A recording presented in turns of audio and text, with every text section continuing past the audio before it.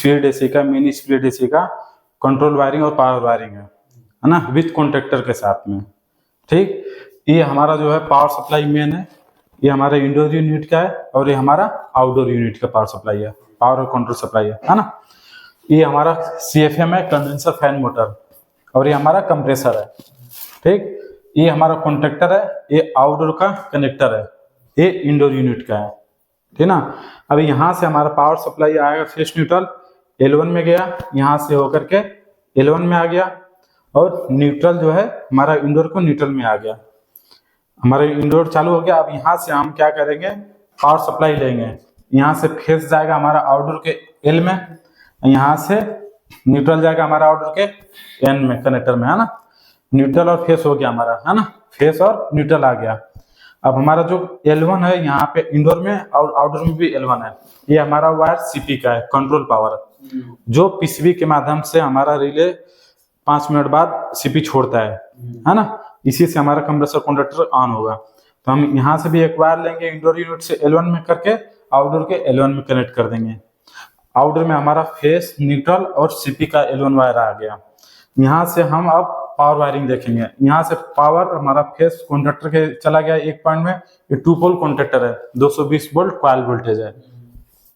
यहाँ से हमारा फेस चला गया कॉन्ट्रैक्टर के, है ना, एक पोल में, दूसरा पोल से हमारा न्यूट्रल चला गया, कॉन्ट्रैक्टर के आ गया। अब यहाँ से हम आउट करेंगे, यहाँ से हमारा जो आउटपुट जो है, यहाँ से हमारा फेस गया कंप्रेसर के कैपेसिटर में, कैपेसिटर में गया, कैपेसिटर से जो सटा हुआ वायर है वो हमारा क्या किया, रन में, कंप्रेसर के रन में चला गया। और जो सेपरेट वायर है, सेपरेट वायर हमारा क्या गया, स्टार्ट में चला गया कंप्रेसर के, है ना।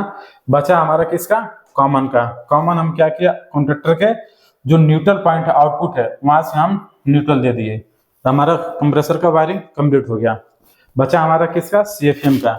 CFM का फुल फॉर्म क्या है, कंडेंसर फैन मोटर। तो कंडेंसर फैन मोटर के लिए भी फेस न्यूट्रल की जरूरत है, तो हम जो कॉन्ट्रैक्टर का आउटपुट है वहां से फेस और न्यूट्रल लेंगे। यहाँ से हम फेस ले लिए, फेस लेने के बाद हम क्या किया, कैपेसिटर में चला गया, फैन कैपेसिटर के। यहाँ से जो सटा हुआ वायर है वो हमारा CFM का रन हो गया, और जो सेपरेट वायर है CFM का वो हमारा स्टार्ट हो गया। फिर रन और स्टार्ट का वायरिंग हो गया। बचा हमारा किसका, CFM का कॉमन। कॉमन को हम क्या करेंगे, जो कॉन्ट्रैक्टर का आउटपुट है वहां से न्यूट्रल दे देंगे, तो हमारा CFM का वायर कंप्लीट हो गया।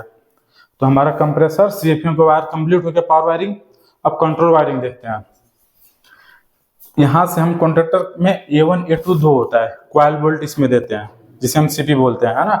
तो यहाँ पे A1 पे हमने क्या किया, A2 पे जो हमारा CP जो इंडोर यूनिट से जो कंट्रोल आ रहा है L1 से वायर से, L1 कनेक्टर से जो हमारा CP का कंट्रोल आ रहा है, उसको हम क्या किए, कॉन्ट्रैक्टर के A1 कॉइल में दे दिए, A2 में। और A1 से हम क्या किए, जो न्यूट्रल है हम कॉन्ट्रैक्टर के A1 में दे दिए। जब हम मशीन को चालू करेंगे तो इंडोर पहले चालू होगा, चालू होने के बाद 3 से 5 मिनट बाद हमारा CP वायर छोड़ेगा। CP वायर छोड़ेगा तो हमारा कॉइल वोल्टेज जाएगा, कॉन्ट्रैक्टर हमारा क्या होगा, पुश होगा। जो हमारा पावर कनेक्शन जो है वो NO पे है तो NC हो जाएगा। NC जब होगा तो हमारा क्या करेगा, पावर सप्लाई 220 वोल्ट आउटपुट करेगा। आउटपुट होगा तो हमारा कंप्रेसर और CFM चलेगा। अब ऐसे कंटिन्यू चलते रहेगा, है ना।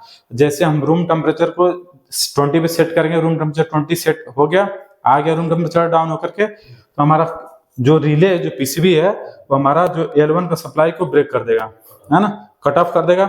जब कट ऑफ करेगा तो हमारा आउटडोर बंद हो जाएगा। बंद होने के बाद फिर जैसे रूम टेम्परेचर फिर बढ़ेगा, फिर क्या करेगा, PCB हमारा सप्लाई ऑन करेगा L1 सप्लाई से, L1 कनेक्टर में CP छोड़ेगा, तो फिर हमारा कॉन्ट्रैक्टर पुश होगा। जो कॉन्ट्रैक्टर पुश होगा, जो हमारा पावर वायरिंग वापस हमारा कंप्रेसर और CFM को जाएगा। तो इस तरह कंटिन्यू हमारा मशीन चलते रहता है। तो हमारा वायरिंग पूरा कंप्लीट हो गया। इसको हम प्रैक्टिकली से कैसे करते हैं वो हम देखेंगे चालू करके, ठीक है।